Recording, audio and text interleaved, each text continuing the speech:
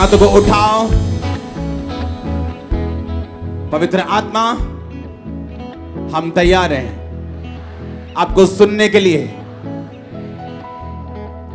आपके स्पर्श को ग्रहण करने के लिए। प्रभु यीशु मसीह के सामर्थी नाम में हम मांगते हैं। स्वागत है चर्च, स्वागत है, स्वागत है, स्वागत है यीशु मसीह की जीवित हजूरी में। आमीन।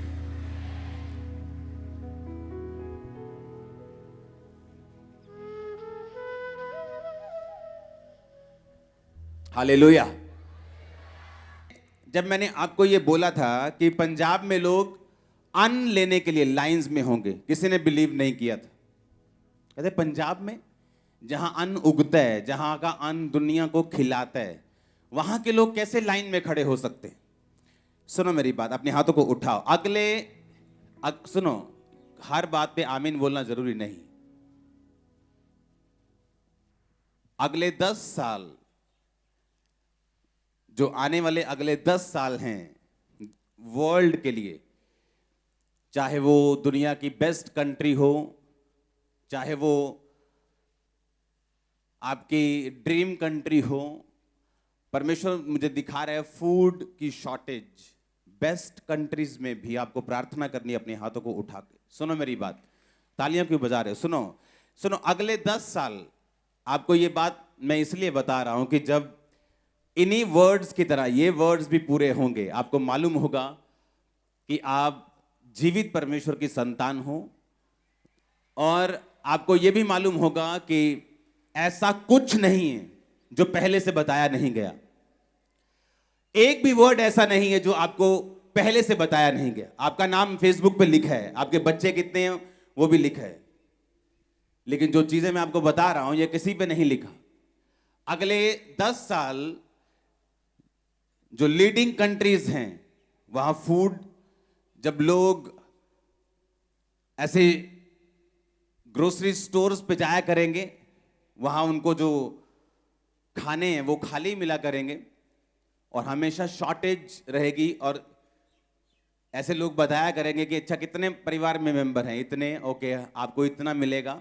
ये जस्ट स्टार्टिंग होगी, शुरुआत होगी। जो आने वाला समय है जहां पे जब परमेश्वर ने अपनी कलीसिया को लेके जाना और जो बच जाएंगे लोग, उनको बताया जाएगा कि अगर तुमने खाना लेना है तो तुम्हें यीशु मसीह को छोड़ना पड़ेगा।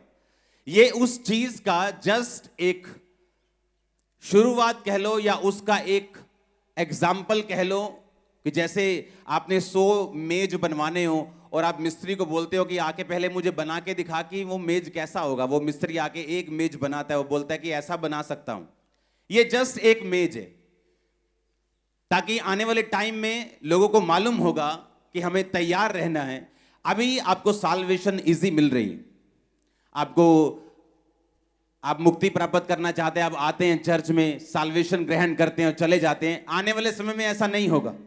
यीशु मसीह को ग्रहण करना मतलब अपनी जान को दांव पर लगाना, राशन से दूर रहना, सोशल से दूर रहना, सरकारी चीजों से दूर है। ऐसा आने वाले समय में होगा, और ये एक सिंपल एग्जाम्पल होगी जो आने वाले अभी 10 साल में होगा। आपको क्या करना है? आने वाले 10 साल में जितने मिरेकल्स 10 साल में, आने वाले 10 साल में होंगे, पिछले 2000 साल में नहीं हुए। मैं आपको बता रहा हूं, सिर्फ 10 साल में इतने मिरेकल्स होंगे, इतने मिरेकल्स होंगे, इतने मिरेकल्स होंगे, इतने लोग सेवा के लिए उठेंगे अगले 10 साल में, आप हैरान हो जाओगे। मैं आपको सच कह रहा हूं, अगले 10 साल में इतने मिरेकल्स होंगे, इतने लोग बचेंगे, इतने लोग सेव होंगे। जो ढीठ सोल्स हैं, जो ढीठ प्रजातियां हैं, अगले 10 साल जो इस धरती पे होने वाला है, वो भी परमेश्वर के सामने घुटने टेक देंगे। आप बोलोगे ऐसा क्यों हुआ? आप बोलोगे ऐसा क्यों होगा?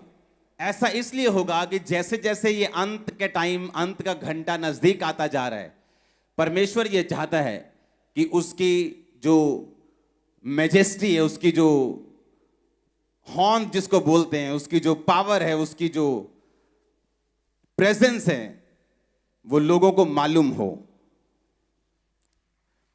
आने वाले 10 साल में हर एक इंडिया का सेलिब्रिटी वचन सुन चुका होगा।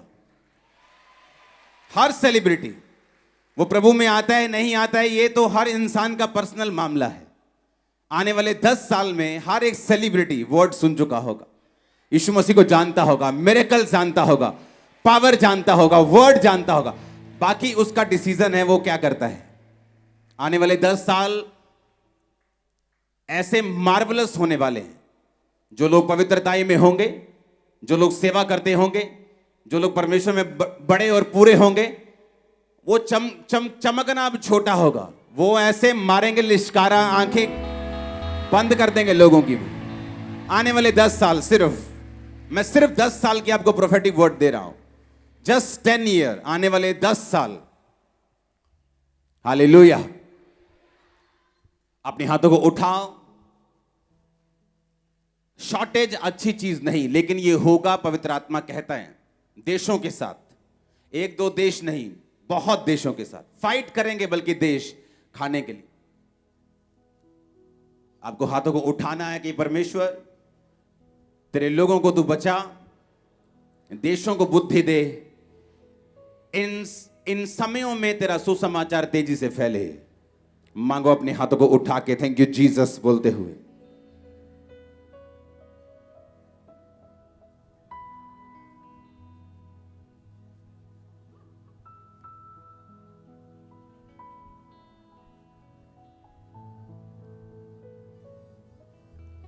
प्रभु यीशु मसीह के सामर्थी नाम में हम मांगते हैं।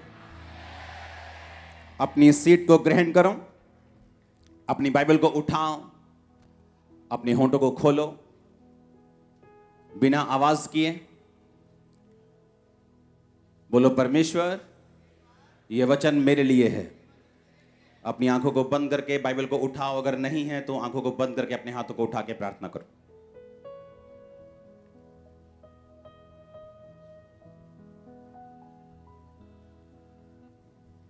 प्रभु यीशु मसीह के सामर्थी नाम में हम मांगते हैं।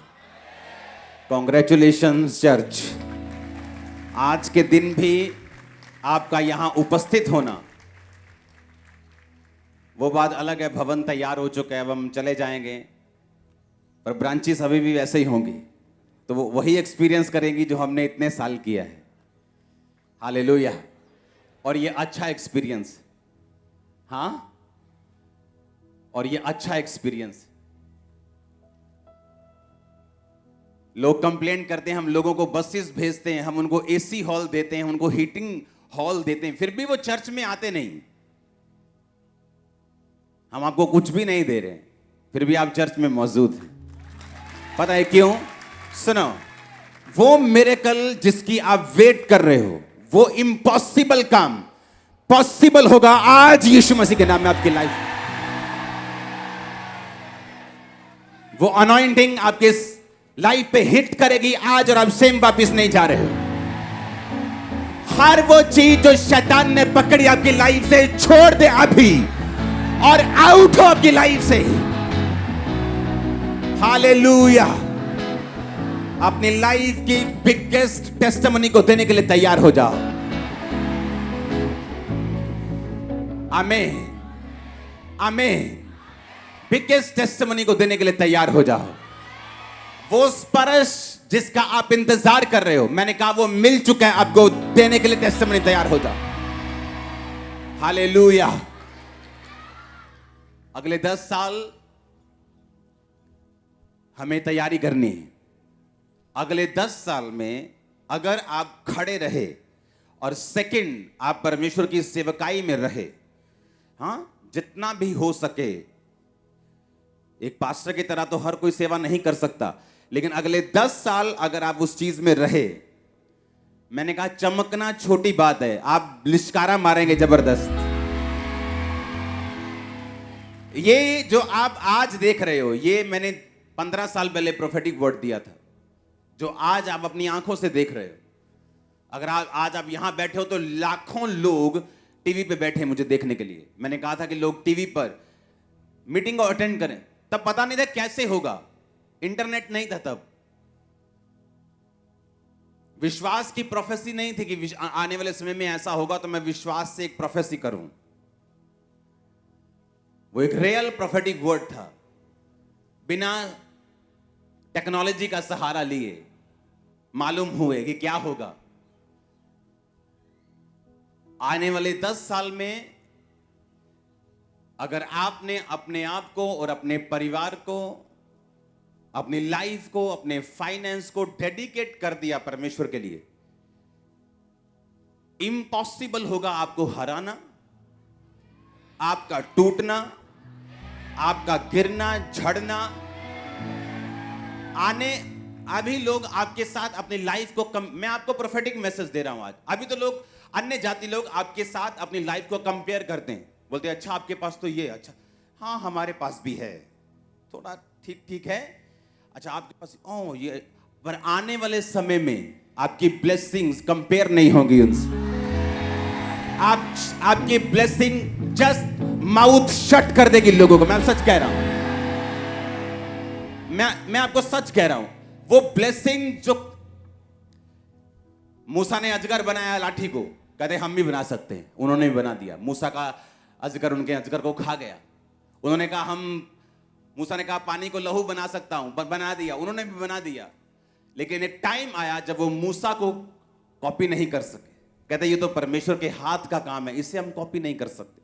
वो टाइम आपकी लाइफ में आ रहा है, आपकी ब्लेसिंग्स कॉपी नहीं होगी, आपकी ब्लेसिंग्स मुंह बंद रखेंगे लोगों का। ओ आमीन हो चाहिए, बरकत तुम्हारी है चर्च। हालेलुया। आने वाले 10 सालों में शैतान अपने जो वेपन्स हैं उनको बढ़ाएगा, उसके हथियारों को वो बढ़ाएगा। जिन चीजों में कभी लोग बिगड़े नहीं, उनमें भी बिगड़ते हुए आपको बच्चे नजर आएंगे।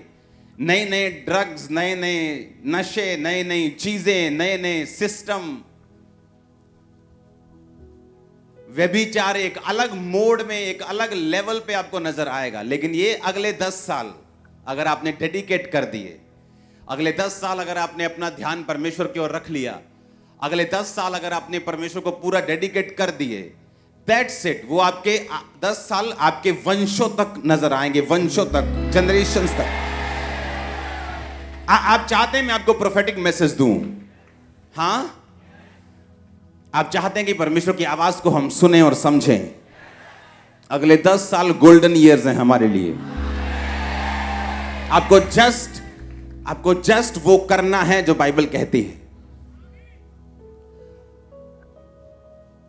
अगर बाइबल कहती है कि तू अगर मेरी सेवा करेगा तो मेरा पिता तेरा आदर करेगा, तो सेवा किसके लिए? क्या परमेश्वर लालची है सेवा का? क्या वो हमारे लिए है? इसको मैं वचन से साबित करूंगा। एस्तर की पुस्तक 4 बाब उसकी 1 से 16 आयत। उसमें लिखा, जब मुर्दके ने जान लिया कि क्या क्या किया गया है, तब मुर्दके वस्त्र फाड़ टाट पहन राख डाल नगर के मध्य जाकर ऊंचे और दुख भरे शब्द से चिल्लाने लगा। जब मुर्दके को मालूम हुआ कि मेरी सारी जाति को हामान नष्ट कर देगा राजा की आज्ञा पाकर,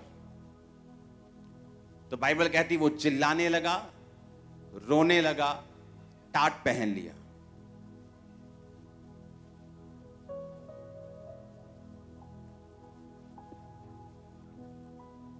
अब हम पढ़ेंगे उससे पहले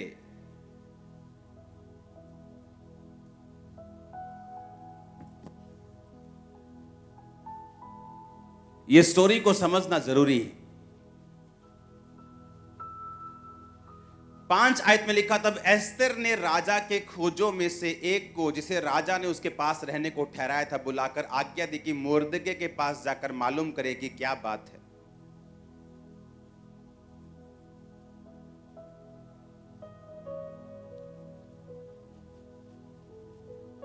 हमें मालूम है कि राजा ने उस चिट्ठी पर अपनी मोहर लगा दी कि जाके सारे यहूदियों को, जितने भी इस देश में यहूदी हैं, सबको खत्म कर दिया जाए। किसी ने चुगली कर दी कि यहूदी लंगर नहीं खाते, प्रसाद नहीं खाते, राजा किसी भी टाइम तेरे खिलाफ हो सकते हैं, इनको मारना जरूरी है। राजा हमान की बातों में आके मरवाने के लिए चिट्ठी पे साइन कर दिए। जब चिट्ठी पे साइन हुए तो मोर्दके जो एक वफादार सिपाही था राजा का, वो यहूदी था और वो रोने लगा और टाट पहन लिया। जब रानी को मालूम हुआ तो रानी ने कहा तू क्यों रो रहे है? तो उसने बताया कि इस तरह की आज्ञा राजा ने दी है। 8 आयत में लिखा, फिर यहूदियों का विनाश करने की जो आज्ञा शूशन में दी गई थी उसकी एक नकल भी उसने हताक के हाथ में एस्तर को दिखाने के लिए दी और सब हाल बताने और आज्ञा देने को कहा कि भीतर राजा के पास जाकर अपने लोगों के लिए विनती कर। तब हताक ने एस्तर के पास जाकर मोर्दके की ये बातें सुनाई।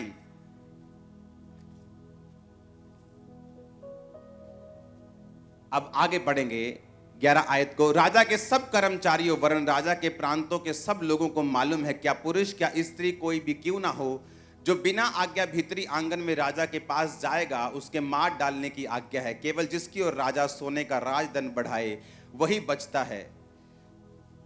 और 30 दिन से 1 महीने से मैं राजा के पास नहीं बुलाई गई। एस्तर की ये बातें मोर्दके को सुनाई गईं। जब मोर्दके ने एस्तर के पास कहला भेजा कि तू मन ही मन विचार ना कर कि मैं ही राजभवन में रहने के कारण और सब यहूदियों में से बची रहूंगी, क्योंकि जो तू इस समय चुपचाप रहे तो किसी ना किसी को परमेश्वर किसी उपाय से यहूदियों का छुटकारा और उद्धार कर देगा, परंतु तू अपने पिता के घराने समेत नष्ट होगी। और क्या जाने तुझे ऐसे ही कठिन समय के लिए राजपद मिल गया हो। तब एस्तर ने मोर्दके के पास कहला भेजा, तू जाकर शूशन के सब यहूदियों को इकट्ठा कर, तुम सब मिलकर मेरे लिए उपवास करो। 3 दिन रात ना तो खाओ ना पियो। मैं भी अपनी सहेलियों सहित उसी रीति उपवास करूंगी और ऐसी ही दशा में मैं नियम के विरुद्ध राजा के पास भीतर जाऊं। यदि नष्ट हो गई तो हो गई। जब एस्तर ने भेजा अपने बंदे को, क्या बात है कि मोर्दके, उसका जो बाप समान मोर्दके जिसने उसको पाला था, क्यों रो रहा है ये? उसने कहा कि आज्ञा निकालेगी, सब यहूदी खत्म हो जाएंगे। उसने कहा तू जाके राजा को बोल, राजा से विनती कर, तू रानी है, राजा तेरी बात को सुनेगा। उसने कहा मैं 30 दिन से राजा के पास नहीं बुलाई गई हूं, क्योंकि जब राजभवन में जाते हैं, जब कोई बंदा प्रवेश करता है, जो अगर राजा ऐसे राजदंड बढ़ाता था इस तरह से, तो वही बंदा अंदर आ सकता था। अगर राजा की मर्जी बिना तुम अंदर गए तो जो सिपाही थे वो तुम्हारा खून कर देते थे। उसने कहा मैं 1 महीने से बुलाई नहीं गई हूं, इसलिए मैं नहीं जा सकती अंदर। उसने कहा अगर तू अंदर नहीं जाएगी तो परमेश्वर तो अपनी जाति को किसी ना किसी उपाय से बचा ही लेगा, पर तू अपने घराने समेत नाश होगी। और क्या जाने परमेश्वर ने तुझे इसी दिन के लिए ही बचाया था और तुझे अंदर भेजा था।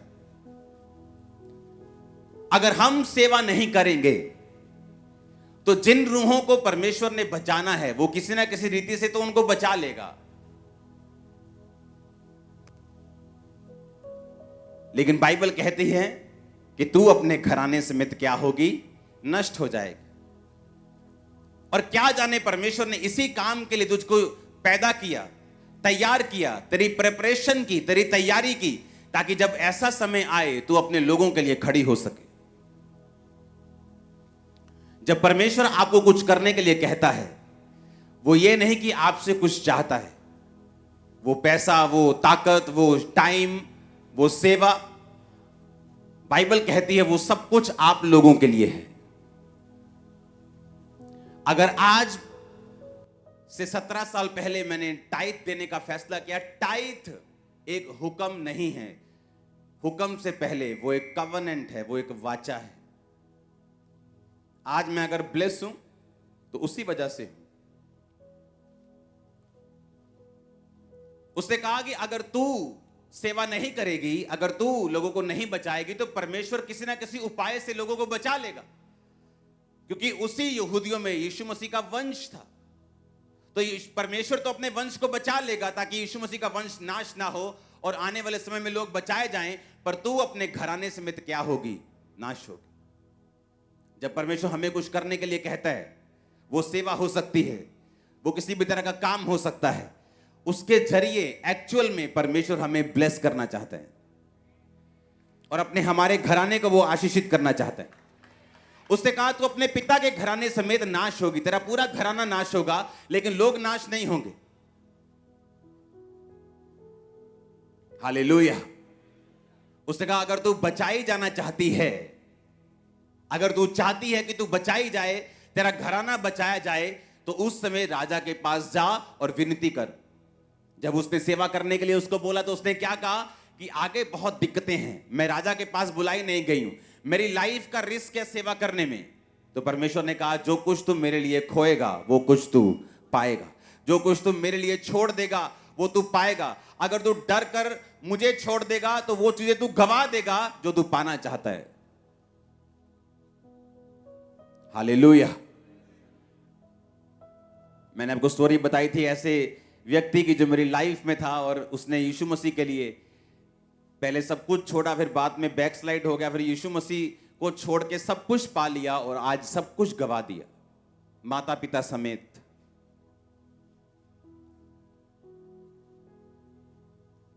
अगर परमेश्वर हमें कुछ करने के लिए कहता है तो एक्चुअल में वो हमें सेव कर रहा है, हमें बचा रहे हैं।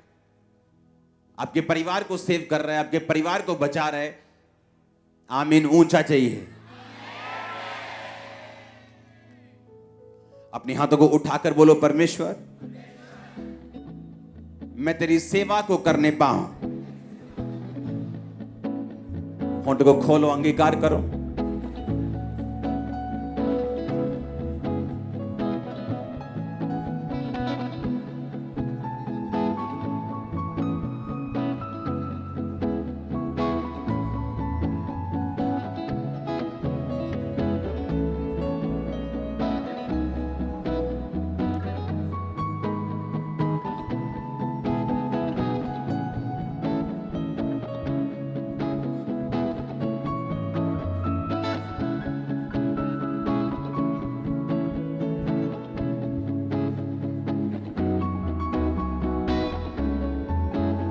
आमीन। उसने कहा मेरी लाइफ को रिस्क है, मैं तो राजा के पास 30 दिन से बुलाई, राजा ने तो मुझे याद भी नहीं किया पिछले 30 दिन से। अगर नियम के खिलाफ जाऊंगी तो मुझे मार देगा राजा। जब आप सेवा करने लगते हैं आपको रुकावटें आती हैं, आप जब परमेश्वर में चलने लगते हैं आपको मुश्किलें आती हैं, थ्रेटनिंग आती हैं, आपको छोड़ने की धमकियां आती, आपको मरने की धमकियां आती, आपको डूबने की धमकियां आती आपको। फिर परमेश्वर देखता कि आप उन धमकियों के बारे में ध्यान रखेंगे और अपने आप को बचाने की कोशिश करेंगे या परमेश्वर में अपने आप को डुबोने की कोशिश करेंगे। अगर आप परमेश्वर के लिए अपने आप को डुबोने की कोशिश करेंगे वो आपको तैरना भी सिखाएगा, ऊंचा होना भी सिखाएगा। और अगर आप परमेश्वर को छोड़ देंगे कि मैं मर ना जाऊं तो वो लाइफ जाने वाली, वो फाइनेंस जाने वाला है, वो परिवार भी जाने वाला, उसे कोई रोक नहीं सकता। फिर एक्चुअल में परमेश्वर उन्हीं को ब्लेस करने के लिए आपको यह कहता है। आमीन। उसने कहा मैं बुलाई नहीं गई हूं, क्योंकि जब आपको सेवा करनी होती है आप उसे आराम से नहीं कर सकते।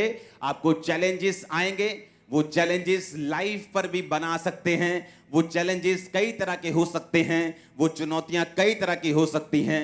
लेकिन बाइबल कहती है उसने वो चैलेंज लिया, उसने कहा ठीक है आज से तुम उपवास करो 3 दिन रात के, मैं भी रखती हूं, मैं नियम के खिलाफ जाऊंगी। नियम के क्या करूंगी? खिलाफ जाऊंगी। और फिर मैं जाके राजा को बोलूंगी। और बाइबल कहती है जब उसने परमेश्वर की ताकत का सहारा लिया, नियम के विरुद्ध राजा के पास गई, परमेश्वर ने राजा के दिल में उसके लिए फेवर डाला, वो भी बचाई गई, मुर्दके बचाया गया, यहूदी बचाए गए, पूरी जाति बचाई गई, हमान नाश हुआ, उसका घराना नाश हुआ, जो लोग उनको नाश करना चाहते थे। एक स्टेप परमेश्वर में लिया गया। आमीन। वो कितनी बड़ी बरकत को पैदा कर सकता है, जस्ट एक स्टेप लिया गया।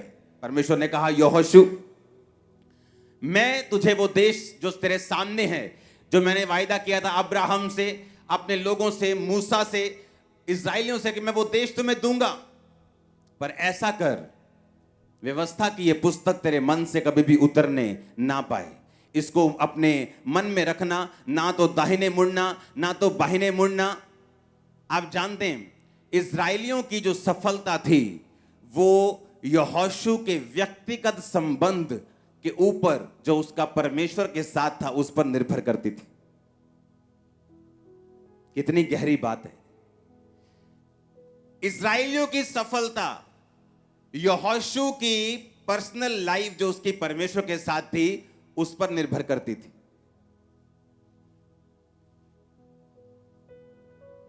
और लोग बोलते किसी भी चर्च में चले जाओ कोई फर्क नहीं। परमेश्वर ने कहा यहोशू, ये लोग जो मेरे हैं मैं उनको कनान में लेके जाऊंगा जहां दूध और शहद की नदियां बहती हैं, पर तू अपने व्यक्तिगत संबंध जो मेरे साथ हैं उन्हें मजबूत कर ले।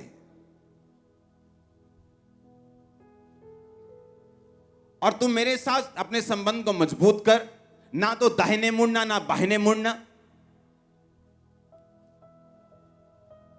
और व्यवस्था की यह पुस्तक तेरे मन से कभी उतरे ना, इसको पूरा करना। तेरा मन कच्चा ना हो, हियाव बांधकर दृढ़ हो जा। और तू उस देश का अधिकारी जो मैंने इनसे वायदा किया है तू इनको कर देगा, पर तेरे पर्सनल रिलेशनशिप मेरे साथ होने चाहिए। जब आपका पर्सनल रिलेशन परमेश्वर के साथ है, उसका असर आपके परिवार पे होगा, उसका असर आपके फाइनेंस पे होगा, उसका असर आपके रिलेटिव्स पे होगा, आपके मोहल्ले पे होगा, आपके नगर पे होगा। आपको मालूम है कि नहीं?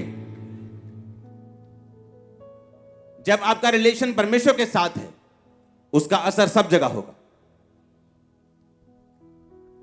परमेश्वर ने कहा यहोशू, जो पर्सनल रिलेशन तेरा मेरे साथ है, तू इधर नहीं होगा उधर नहीं होगा, और मैं इस्राएलियों को वही देश दूंगा जो मैंने उनसे वायदा किया है।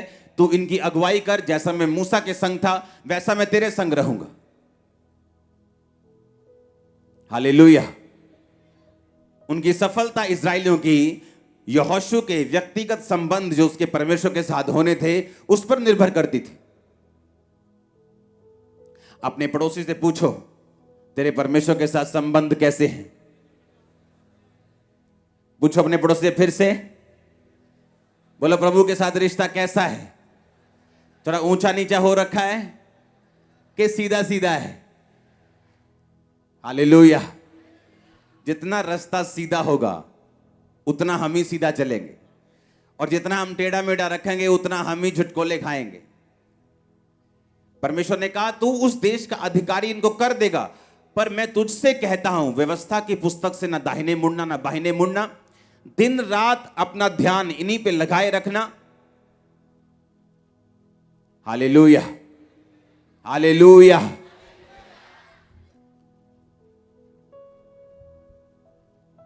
जब आप टेस्टिमनीज को देखते हैं, बड़ी बड़ी टेस्टिमनीज को हम देखते हैं, मुझे आज भी याद है छत्तीसगढ़ क्रूसेड पे जब हम गए तो उस समय जब मैं और मेरी वाइफ हम रूम में हम प्रेयर कर रहे थे और मैं खिड़की के पास बैठा था, और मैं सुबह का बैठा हूं शाम तक ऐसे ही बैठे रहा। वो देख रही है यार ये बंदा उठता ही नहीं प्रेयर जो हो गए। सिंगल रूम था ना, तभी बाहर गए थे, तो वैसे तो मैं अपने प्रेयर रूम में होता हूं। सुबह से लेके शाम तक जब प्रेयर हुई,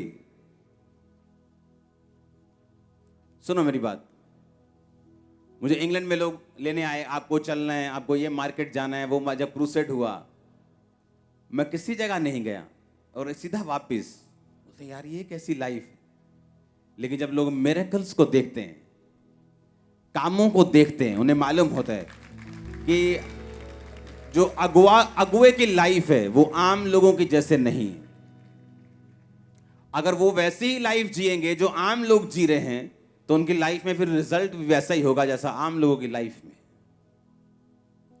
अगर आपने बड़ा स्टैंड लिया परमेश्वर के लिए तो फल बड़ा है, आपने थोड़ा लिया तो फल थोड़ा है। आपने ज्यादा गुड़ डाला तो चाय मीठी है, नहीं डाला तो फीकी है, तो सीधी बात है। हालेलुया। और जब क्रूसेड पे शाम को लोग टेस्टिमनीज दे रहे थे कि मैं पागल था, किसी को रेबीज थी, किसी को कुत्ते की तरह भौंकते थे, बच्चा ऐसा था, रेबीज थी, वो हील हुआ, डिलीवरेंस हुई, हीलिंग हुई, ब्लाइंड ये वो सब, व्हील चेयर्स। तब हमें मालूम होता है कि हमें वो प्राइस पे करना है जो हम देखना चाहते हैं अपनी आंखों से, अपने परिवार को, अपनी फैमिली को, अपने बच्चों को ब्लेस होते हुए, अपने परिवार को कर्ज से निकलते हुए। किसी के जीवन में कर्ज है मौत का, परिवारों में मौत होती जा रही। फाइनेंशियल ट्रबल का कि जितना मर्जी कर लो फाइनेंस में, कभी ब्लेसिंग नहीं, इन कर्सेस से आपको एक ही चीज आजाद कर सकती है, आपका स्टैंड, आपका व्यक्तिगत संबंध परमेश्वर के साथ जो आपको रखना होगा। परमेश्वर ने कहा वो सारे देश में तुम्हें देने के लिए तैयार हूं, वो सारे वायदे में पूरा करने के लिए तैयार हूं, पर तू मेरी व्यवस्था से कभी भी इधर उधर मत होना और दिन रात इस पर ध्यान देना।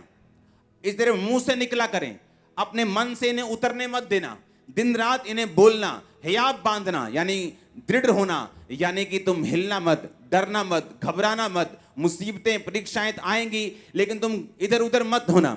वो सब देश, सब वायदे जो मैंने तुमसे किए हैं मैं तुमको दे दूंगा, अपने व्यक्तिगत संबंधों को मेरे साथ पूरा रखना। आमीन। हमें लगता है हमारी वाइफ प्रार्थना कर रही है, हमें जरूरत नहीं प्रेयर की, मैं तो बिजी हूं, मैं तो जी कंस्ट्रक्शन का काम करता हूं, दिन रात वहीं रहता हूं, पर मेरी वाइफ प्रार्थना करती है। मैं आपको पहले बता चुका हूं कि जेंट्स की प्रार्थना लेडीज से ज्यादा होनी चाहिए घर में, क्योंकि परमेश्वर ने आपको अगुआ ठहराया।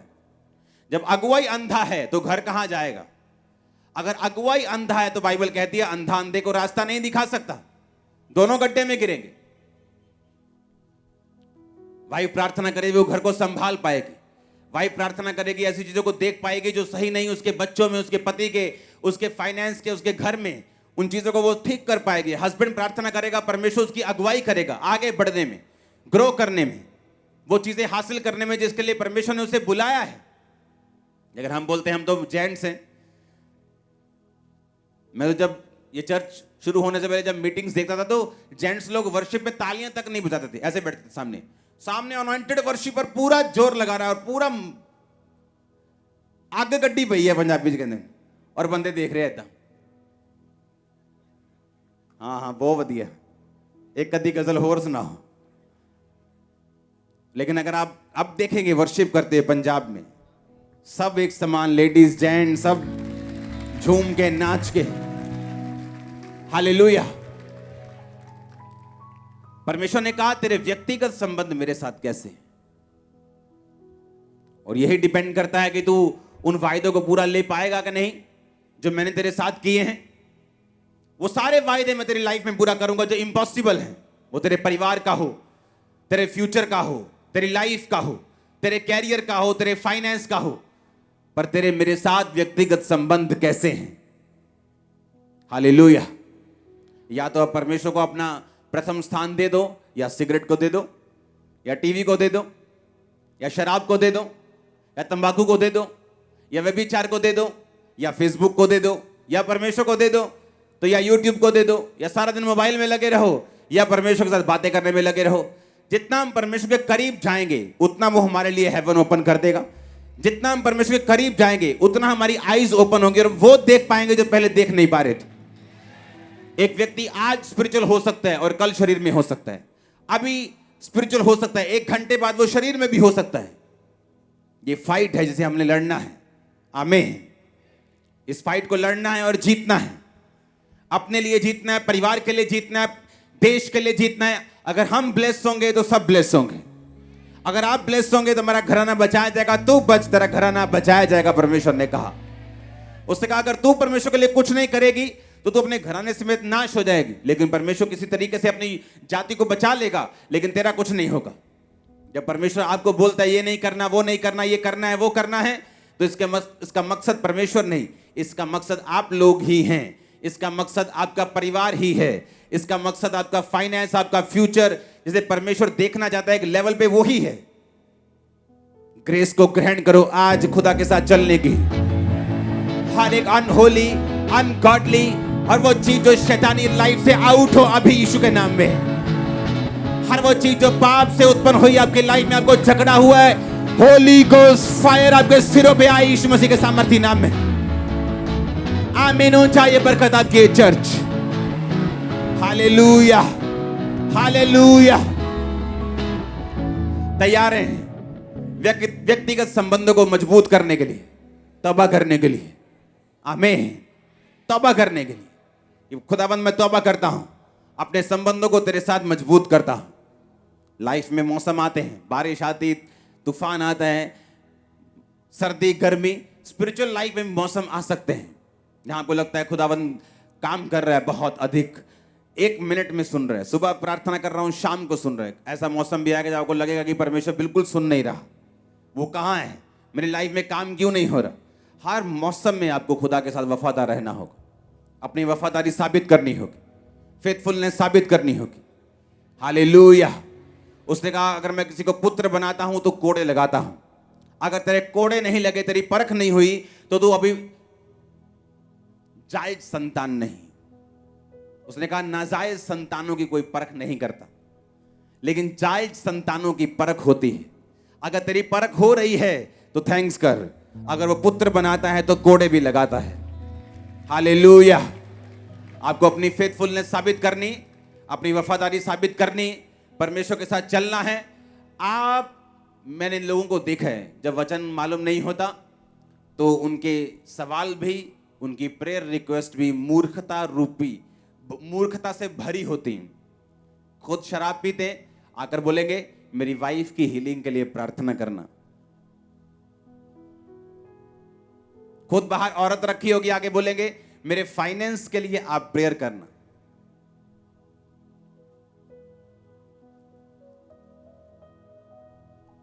ऐसे लोग मैंने देखे हैं खुदा की सेवा में। व्यभिचार किया, बीमार हो गए, आगे बोलेंगे मुझे थायराइड है, मेरे लिए प्रेयर करना। और लोग बोलेंगे यार तो अगर पास्टर्स की आंखें खुली ना हो वो गिर जाते हैं हमेशा, मालूम।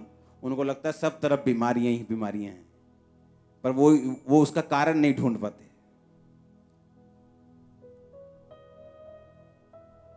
मैं ऐसे लोगों को जानता हूं, मैंने निकाले हैं चर्च से। पहले व्यभिचार किया, उसके बाद हमें प्रॉब्लम है। मैं कभी भी टीम मेंबर्स के लिए ऐसे प्रार्थना नहीं करता हूं। मुझे मालूम है तुम हीलिंग अनॉइंटिंग के नीचे हो, अगर ग्रेस तुम्हारे ऊपर होगी वो नजर आ जाएगी।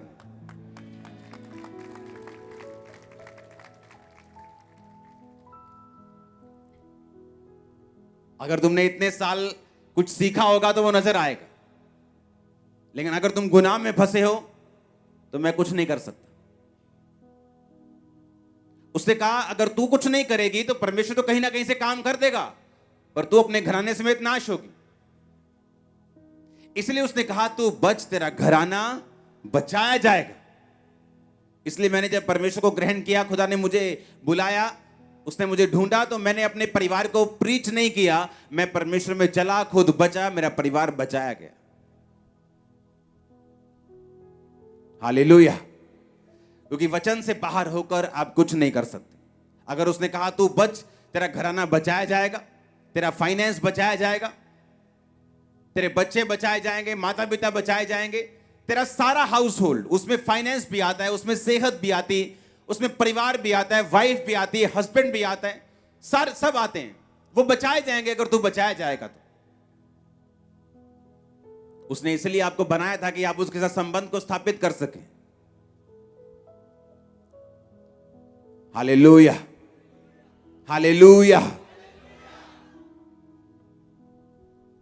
आने वाले समय में, आने वाले कुछ हफ्तों में इस अनॉइंटिंग को हम और गर्म होता हुआ देखेंगे। अभी वो टाइम आ चुका है, वो टाइम आ चुका है।